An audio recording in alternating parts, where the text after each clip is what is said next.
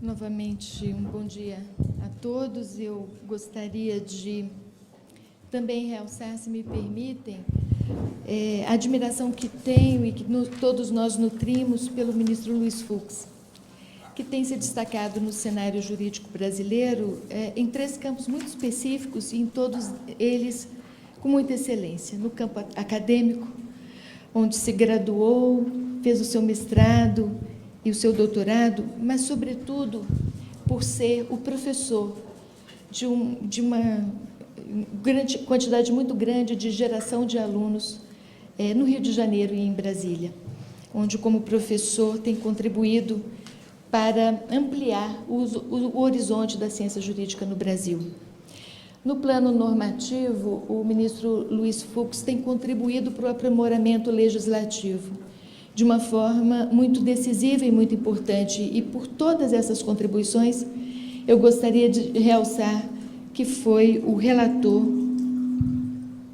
da equipe que elaborou o novo Código de Processo Civil, o que em si, por si, já seria um êxito de toda uma vida profissional e jurídica, mas apenas é uma das contribuições do ministro Fux. E, por fim, no plano da jurisprudência, por ter se notabilizado tanto no STJ quanto no Supremo,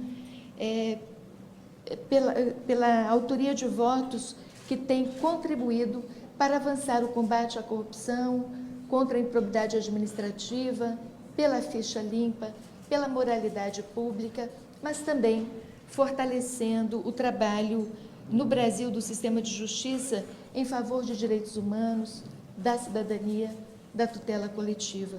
E por todos esses atributos de uma longa carreira jurídica, é que neste fórum recebemos, para nossa alegria, o ministro Luiz Fux como o nosso palestrante principal. E agradeço, desse modo, muito carinhosamente, as palavras que Vossa Excelência dirigiu ao Ministério Público e a mim também. Muito obrigada.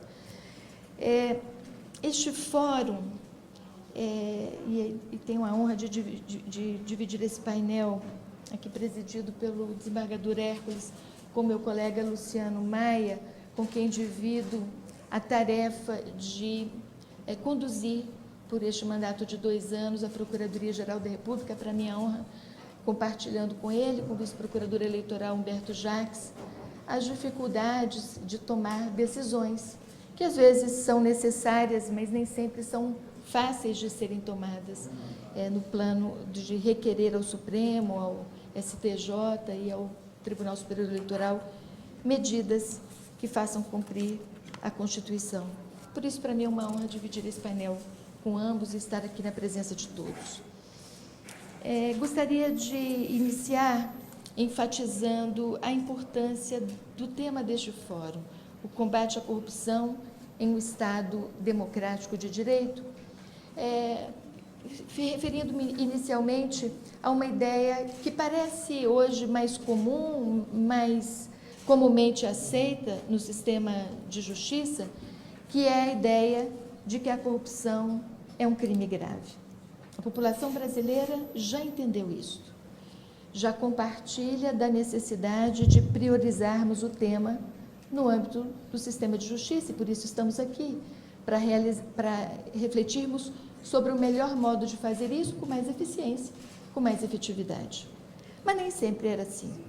Nem sempre a corrupção foi tratada em nossas instituições ou no sistema de justiça como um tema prioritário, como um tema grave. Muito ao contrário, os crimes de colarinho branco, dentre os quais o crime de corrupção, foi durante muito tempo negligenciado pelo sistema de justiça, seja pela percepção de que a lei não alcançava a todos, ou era difícil investigar a todos, seja pela percepção de que outros crimes eram mais graves.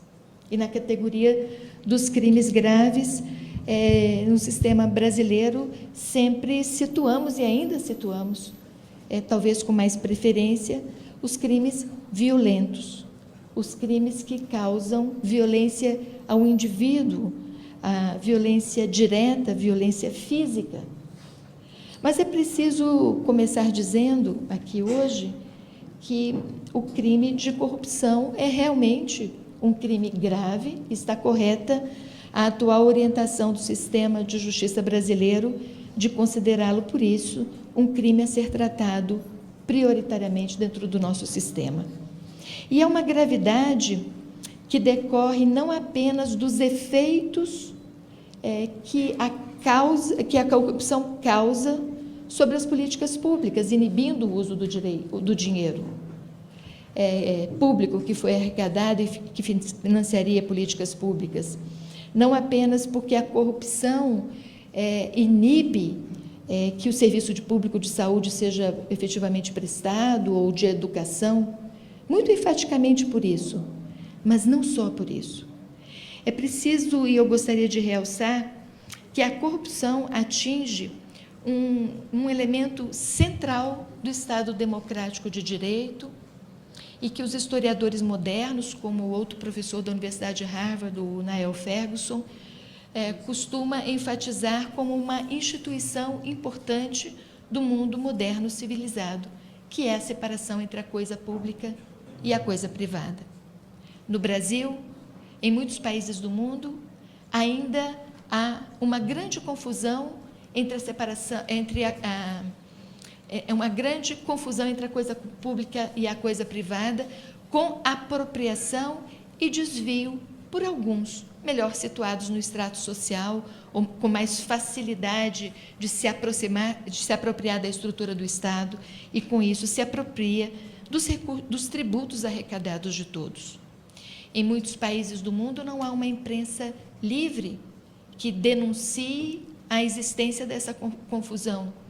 Não há instituições dotadas de independência e de autonomia, como ocorre com o Ministério Público Brasileiro, que tem a condição de exigir a investigação de atos de corrupção ou do crime organizado que pratica sistematicamente corrupção.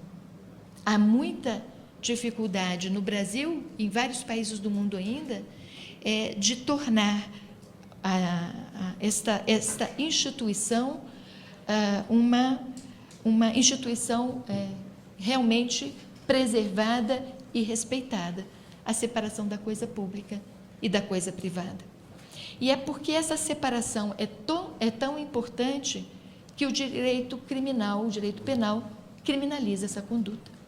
Então, por isso é necessário enfatizar que a corrupção é um crime grave, porque ela atinge, a um só tempo, dois problemas importantes. O primeiro é esse: ela deteriora a separação entre a coisa pública e a coisa privada, ela faz da coisa pública o patrimônio de algumas pessoas e não um patrimônio que deva ser utilizado para o bem de todos. E, em segundo lugar, porque a apropriação desses recursos inibe a prestação dos serviços públicos que esses recursos deveriam financiar. Ao misturar a coisa pública com a coisa privada, nós estamos diante de um crime grave, tão grave quanto qualquer outro crime violento que atinge indivíduos, porque a corrupção ela é causa de morte social. Serviços públicos inibidos pela corrupção, a confiança pública deteriorada pela corrupção, a integridade do tecido social deteriorado ou rompido pela corrupção, levam, ao fim e ao cabo, à morte da vida em sociedade, porque deteriora a confiança das pessoas nas autoridades públicas, a confiança dos indivíduos uns nos outros. E, por isso, é um crime que deve ser tratado como prioridade pelo sistema de administração de justiça, um crime que exige efetividade na administração de justiça, no cumprimento da Constituição e das leis. O Brasil tem tratado o crime de corrupção nos anos recentes, portanto, sob esta percepção. Os rankings de percepção de corrupção têm denotado que, ao longo dos anos, os brasileiros percebem a existência de corrupção no Brasil de uma forma mais evidente. Mas é preciso falar não apenas da percepção da corrupção. Esse, em si, já é um índice importante e que já deveria ocupar as nossas atenções como instituições do sistema de administração de justiça. Mas é preciso falar da intolerância à corrupção. Esse é um índice ainda mais importante para a nossa atuação institucional. Os brasileiros não só percebem melhor que a corrupção existe, mas estão intolerantes a ela. E, ao se tornarem intolerantes à corrupção, eles passam a exigir do Ministério Público, da autoridade policial, de instituições de controle e fiscalização, que existem várias no Poder Executivo, e do próprio Poder Judiciário, uma atuação mais pronta, mais efetiva. Também, não só as instituições do sistema de justiça, mas também a população brasileira está de olho no Poder Legislativo, naquilo que o Poder Legislativo tem contribuído para aumentar o aparato normativo e o aparato dos instrumentos jurídicos que tornam possível o enfrentamento da corrupção. E gostaria de lembrar que não são poucos, e não foram poucos, os avanços havidos no Brasil por obra do Poder Legislativo, por demanda da sociedade, do Ministério Público, dos acadêmicos, do Poder Judiciário, no sentido de aprimorar este sistema. Em primeiro lugar, este aprimoramento legislativo tem contribuído para realizarmos o princípio de que a lei vale para todos. E foi a percepção de que esta lei não valia para todos que fez surgir no ordenamento jurídico brasileiro institutos como o da colaboração premiada, o do acordo de leniência, institutos como os estabelecidos na Lei da Ação Civil Pública ou na Lei de Improbidade Administrativa. Tem sido décadas de elaboração legislativa que, ano após ano, agrega um instrumento jurídico que permite à polícia, aos órgãos de controle, ao Ministério Público e ao Poder Judiciário que torne efetivo o comando constitucional de boa aplicação dos recursos públicos. Mas não só boa aplicação de recursos públicos, mas reparação do dano e também indenização por uso indevido dos recursos públicos. Quero me referir à importância do estabelecimento recente da Lei de Colaboração Premiada, um instrumento jurídico absolutamente necessário para desvendar crimes, como o crime organizado ou de corrupção, cujas práticas ocorrem sem contrato, sem instrumentos públicos e em portas fechadas. E é preciso que um colaborador, um delator, receba benefícios que o estimule a desvendar o crime e seus parceiros, os vínculos estabelecidos entre eles e onde está a prova que pode habilitar o julgador a aplicar uma sanção penal. Este é um avanço recente que tem sido importantíssimo para debelar a corrupção no Brasil.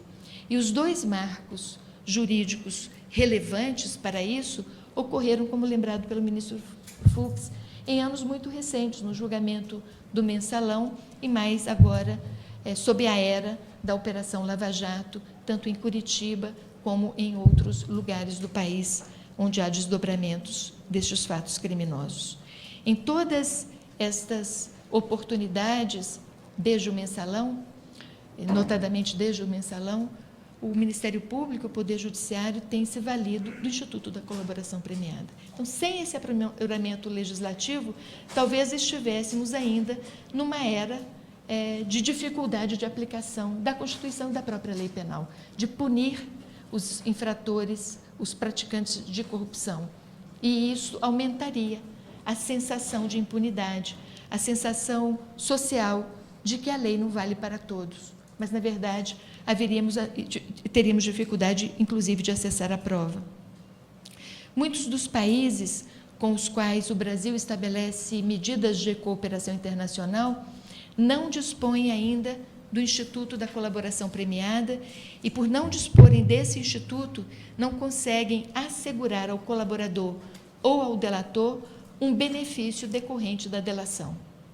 E isso é importante realçar porque, nas nossas atividades de cooperação internacional, sobretudo com países vizinhos aqui da América do Sul, temos tido dificuldade de compartilhar prova porque o Ministério Público e o Poder Judiciário desses países não conseguem assegurar os benefícios da delação premiada aos colaboradores, na mesma medida como tem sido pactuado nas delações premiadas aqui no Brasil. E isso, muitas vezes, inibe o compartilhamento da prova. E é possível, e é por isso necessário fortalecer isso que está acontecendo aqui neste seminário, pontes entre culturas jurídicas, seminários de aproximação entre sistemas jurídicos semelhantes, para que os avanços normativos havidos em alguns países sejam compartilhados em outros países, para que esse crime de corrupção, de lavagem de dinheiro, esse crime organizado, que tem sido cada vez mais transnacional, seja efetivamente debelado. E por isso é muito importante, e nós do Ministério Público, no Judiciário Brasileiro, temos feito isso, esses seminários internacionais em que procuramos disseminar a adoção pelo legislativo de outros países de institutos como o da colaboração premiada, recentemente instituídos no Brasil. E assim, do mesmo modo, é um instituto que favorece as empresas e permite a elas que façam acordos também para isentar as empresas de algum tipo de práticas quando elas revelam e assumem medidas de compliance para trilharem novamente o caminho da legalidade. Temos algumas medidas legislativas importantes nessa linha, recentemente estabelecidas no Brasil, como a própria redefinição do crime de quadrilha sob a roupagem de organização criminosa. É um outro instituto importante que, recentemente adotado pelo Legislativo brasileiro, dotou o Ministério Público, a Polícia, o Judiciário, de novos mecanismos para debelar a corrupção, assim como também a tipificação do crime de lavagem de dinheiro e a alteração com aprimoramento legislativo da lei do crime de lavagem de dinheiro, tornando possível efetivamente a aplicação da lei penal e perseguir esses crimes.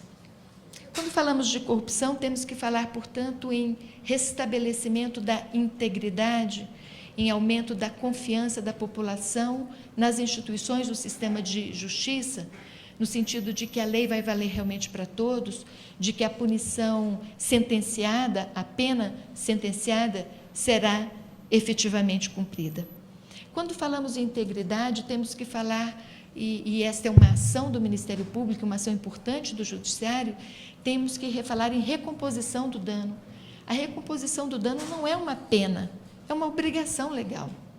Ela não é parte da condenação como forma de punição. Ela é parte da ideia de que o patrimônio público corrompido, ele tem que ser recomposto com a devolução do dinheiro desviado. E, portanto, apenas a condenação à devolução ou à reparação do dano não é suficiente, porque isso é apenas a obrigação civil de recompor o dano. É preciso, no plano civil e no plano penal, estabelecer indenizações que remunerem o patrimônio público pela ausência que esse dinheiro desviado causou, por ter inibido políticas públicas que poderiam ter financiado esse dinheiro, por ter causado um dano moral à população que ficou privada dos benefícios que o uso do dinheiro público poderia ter dado. No meu mandato como Procuradora-Geral, eu tenho enfatizado no Supremo Tribunal Federal, no Superior Tribunal de Justiça, junto com o Vice-Procurador-Geral da República, a importância de, na ação penal, detalharmos de forma muito clara a importância da devolução do dinheiro, do pagamento da indenização por danos morais e por danos patrimoniais que o dinheiro desviado causou, que o desvio do dinheiro causou, e também a importância da aplicação da sanção penal de modo proporcional, como estabelecido na lei penal. É um modo claro de contribuir para o restabelecimento da integridade da coisa pública.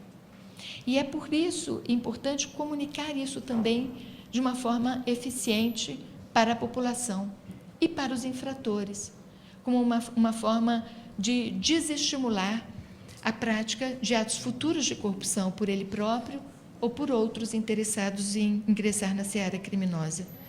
Não apenas comunicando que a lei começa a valer para todos no Brasil, na medida em que temos agora melhores instrumentos jurídicos, normas melhores que permitem melhor investigação, melhor atuação do Ministério Público e do Poder Judiciário, mas também de que usaremos todos os instrumentos jurídicos necessários para desestimular a prática de infrações semelhantes no futuro, determinando a devolução do dinheiro, a indenização do patrimônio e requerendo a aplicação da sanção penal. Nisso, é muito importante ter clareza e transparência deste esforço que tem sido feito pelas instituições do sistema de administração de justiça. No âmbito da Operação Lava Jato, notadamente em Curitiba e perante o Supremo Tribunal Federal, onde já há uma progressão maior das medidas adotadas e das sanções determinadas, tem sido, como realçou o ministro Fux, uma prioridade da atuação judicial a determinação da devolução do patrimônio desviado. E nós temos feito um trabalho, inclusive, de comunicar à população quanto já foi recuperado. E agora estamos caminhando, inclusive, para propor ao Poder Judiciário algo que possa ser feito de forma exemplar com esse dinheiro. Em algumas medidas têm sido requeridas na Lava Jato de Curitiba, do Rio e também aqui perante o Supremo Tribunal Federal, apontando a possibilidade de empregar o dinheiro devolvido ou parte da indenização paga pelos corruptos para financiar medidas importantes de salvaguarda de direitos constitucionais, de direitos individuais ou de políticas públicas importantes. Pedidos como esse têm sido feitos ao relator no Supremo Tribunal Federal e já têm sido aprovadas, o que parece uma forma importante de restabelecer não só a integridade do patrimônio público, mas a confiança da população na efetividade da atuação das nossas instituições do sistema de justiça. É importante enfatizar, na linha do tema desse seminário, que a corrupção é incompatível, inconciliável com o Estado democrático de direito, porque ela corrói esse próprio Estado democrático de direito. E, por isso, é preciso adotar todas as medidas hoje já disponíveis para tornar essa medida não só eficiente, mas efetiva, para que as pessoas sintam que a corrupção não vale a pena, que as instituições estão trabalhando, que a resposta do Poder Judiciário tem sido a mais célere possível. Falar de celeridade sobre este assunto é também um aspecto importante do modo como devemos tratá-lo. Celeridade expressa priorização, expressa a ideia de recomposição o mais imediatamente possível do patrimônio público, em razão do dano causado, expressa a ideia de que todos estamos, nós do sistema de justiça, sintonizados com a compreensão da população de que esse tema, de que esse assunto é grave e por isso o Ministério Público tem, eu diria, incomodado o Poder Judiciário brasileiro com inúmeros pedidos para que as ações penais sejam pautadas, para que as ações cautelares sejam imediatamente deferidas, para que as medidas judiciais sejam efetivamente cumpridas. Também insistimos muito junto ao Supremo Tribunal Federal, no tocante a algumas questões que são matrizes da boa aplicação da lei penal no enfrentamento da corrupção. E gostaria de, dentre várias questões, realçar a importância de 2 julgamentos do Supremo Tribunal Federal. Um é o que tem mantido a possibilidade do início da execução da pena após a condenação em segunda instância. Esta medida, que no entendimento nosso, do Ministério Público, de vários acadêmicos e da maioria dos membros do Supremo, vem em socorro da ideia de que não fere o princípio constitucional da presunção de inocência ao início da condenação, da execução da pena, uma vez confirmada pelo tribunal em segunda instância. Este início de execução da pena, ele torna mais imediata a aplicação da sanção em relação à data do fato. Ele mantém viva a memória de que aquele ato praticado é grave o suficiente para ter justificado esta pena. E, por isso, ele ampara a ideia de que estamos enfrentando e depelando a corrupção com eficiência e efetividade, sem ferir qualquer dos direitos constitucionais do réu em relação ao devido processo legal, em relação à amplitude de sua defesa, em relação aos momentos processuais que lhe permite contestar a autenticidade da prova, a legalidade da prova ou a proporcionalidade na aplicação da pena.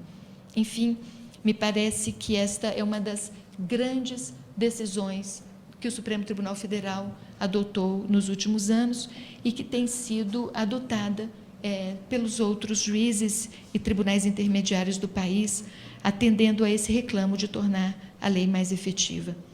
Eu também gostaria de realçar uma outra decisão também tomada por maioria de votos no Supremo e que também contou com o voto importante, um voto aprofundado, um voto decisivo do ministro Luiz Fux no Supremo Tribunal Federal, há meses atrás, quando o Supremo declarou que as ações de ressarcimento ao erário público em casos de improbidade administrativa praticada de forma dolosa são imprescritíveis. A imprescritibilidade da ação de ressarcimento do dano. Esta medida, essa decisão do Supremo Tribunal Federal foi tomada no Supremo num momento importante, quando aprofunda-se todas as medidas legislativas e jurisprudenciais de combate à corrupção. E ela vem em socorro da ideia de que o patrimônio público desviado de forma dolosa para fins privados, ele tem que ser recomposto de modo total, de forma integral, a qualquer tempo. Que a recomposição do patrimônio público deteriorado por atos dessa natureza não prescreve. E, por isso, vem em socorro da ideia de integridade, que reforça a confiança da população de que, ao pagar os impostos, o dinheiro não será desviado. E, se for desviado, o infrator terá que devolvê-lo a qualquer tempo. Isso reforça esse nosso caminho no fortalecimento das instituições legislativas, mas também das decisões de justiça que enfrentam a corrupção no Brasil. É preciso realçar que a ideia de que a lei não valia para todos estava intimamente ligada à percepção de que o judiciário e o sistema de administração de justiça não conseguia alcançar os mais poderosos. E os mais poderosos não apenas porque detinham poder econômico, mas porque detinham a máquina pública. A máquina pública, muitas vezes, responsável em nosso país e também em nosso continente, por estabelecer sistemas de exploração, sistemas de opressão da população, com estruturas burocráticas que estavam amparadas na ideia de falta de transparência, que garantiam monopólios, que garantiam primazias. E uma outra importante novidade legislativa dos últimos anos, demandada pelos acadêmicos, pelos órgãos do sistema e pela população, é a transparência no trato da coisa pública. Qual é o valor do patrimônio público, como ele é gasto, onde ele é gasto, com que eficiência, para favorecer a quem. Transparência que torna possível o controle da corrupção. Transparência que torna possível enfrentar o crime organizado que atua nas estruturas burocráticas e administrativas. Transparência que tem sido parceira da força da sociedade civil. E como o ministro Luiz Fux, eu gostaria também de realçar aqui, as instituições de controle e fiscalização têm trabalhado muito fortemente pelo aumento da transparência pública no Brasil, exigindo de prefeituras, de governos estaduais, do governo federal, que divulguem informações que não são apenas dados sem valor, mas informações que permitem aquilatar se o dinheiro público está sendo bem gasto ou se está sendo apropriado indevidamente por alguns indivíduos. E nisto, a imprensa brasileira, como a imprensa mundial, cumpre um papel muito importante ao divulgar a ausência de transparência, mas também ao divulgar dados que comprometem a coisa pública. Portanto, preciso realçar que, no âmbito do sistema de administração de justiça, as instituições de controle e fiscalização e as instituições do Poder Judiciário precisam contar com uma imprensa que também atue de forma independente e corajosa e divulgue aquilo que não pode ser tolerado no Estado democrático e de direito. O efetivo combate à corrupção e à improbidade é o desafio que nos reúne aqui nesse fórum. É preciso realçar, portanto, que nós não estamos mais apenas interessados em aprimorar os mecanismos de controle da corrupção.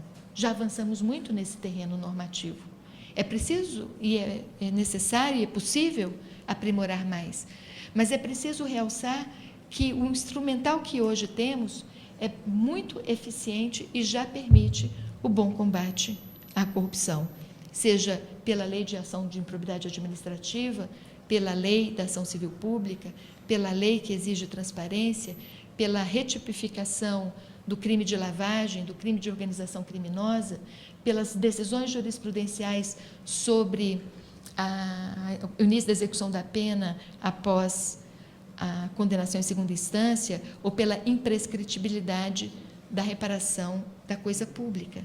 É preciso realçar que hoje estamos preocupados, e nesse seminário especificamente, em melhor usar esses instrumentos para aumentar a efetividade da atuação judicial nessa seara.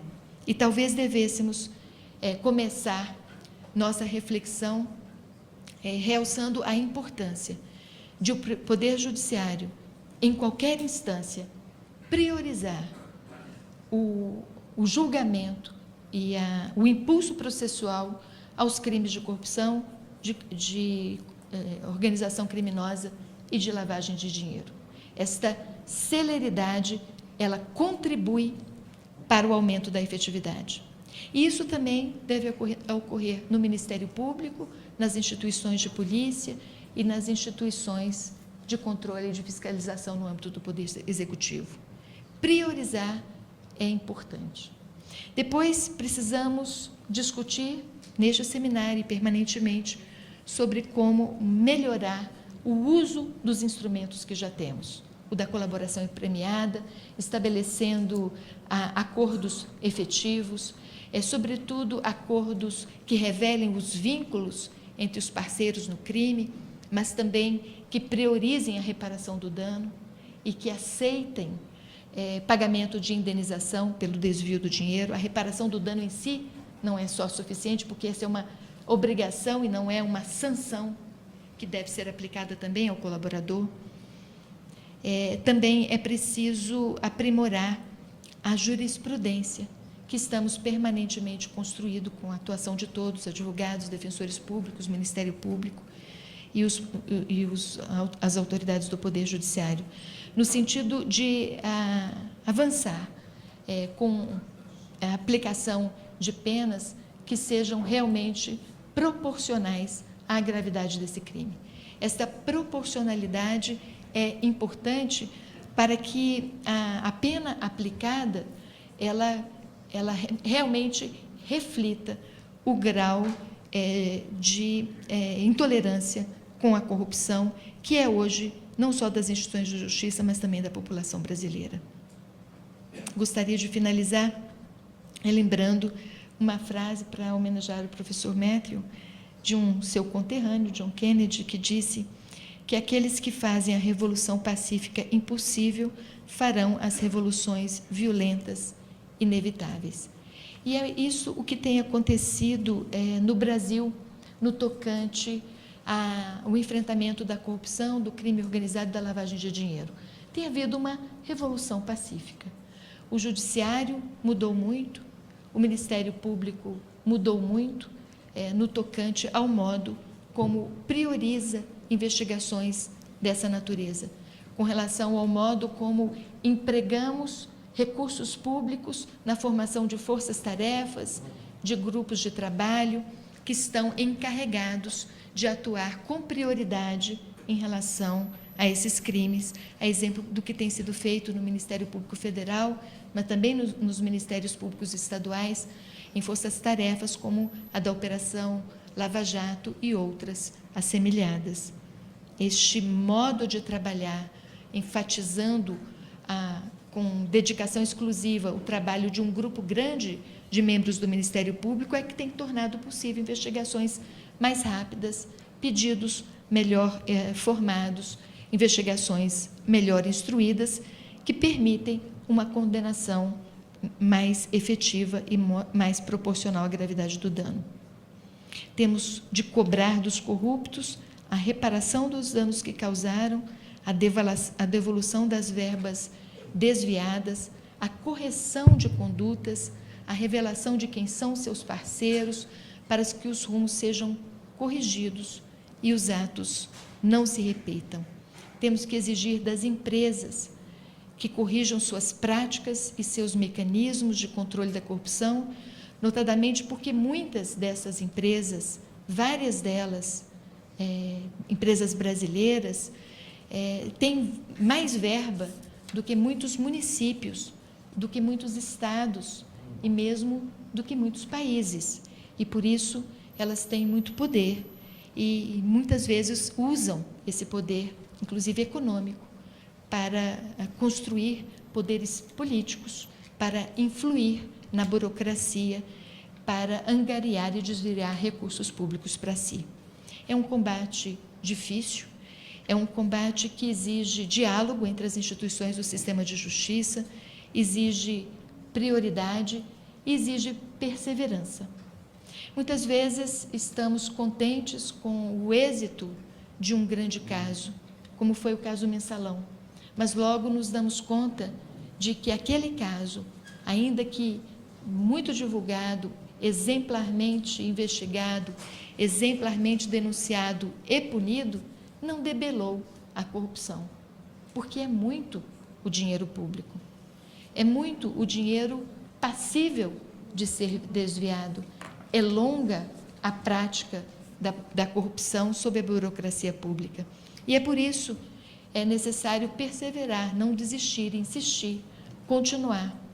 É preciso não sermos seduzidos pelo canto da sereia de que, ao termos tido êxito em 1, 2 ou 3 casos, conseguimos debelar a corrupção.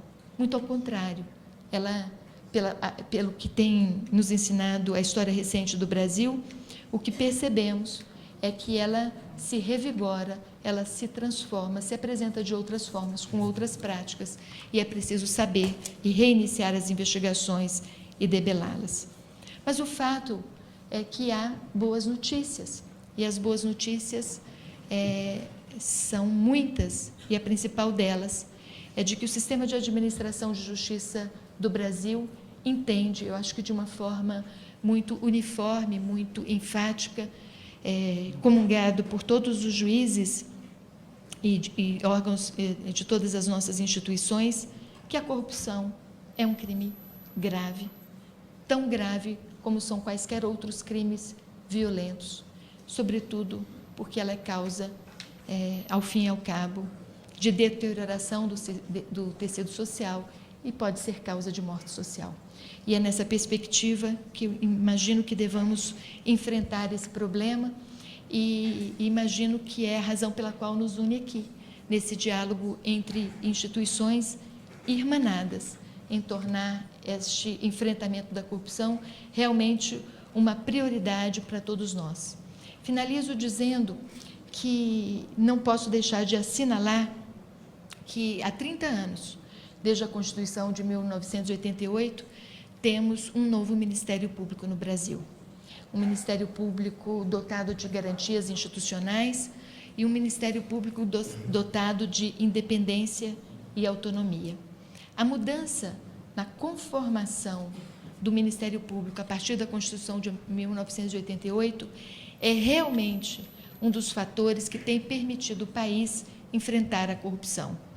É um fator que, como diz o ministro Fux na sua fala, diferenciou o Ministério Público do tempo em que ele ingressava, para nossa alegria, nossa instituição, e o Ministério Público que existe hoje, em que os membros da instituição podem agir com coragem, com presteza, com prontidão, com a ideia de que prestam um serviço público e que podem exercê-lo com desenvoltura. E é assim que nos apresentamos ao Judiciário e nos apresentamos à sociedade brasileira, certos de que cumprimos um mandamento constitucional, um serviço público necessário à nação.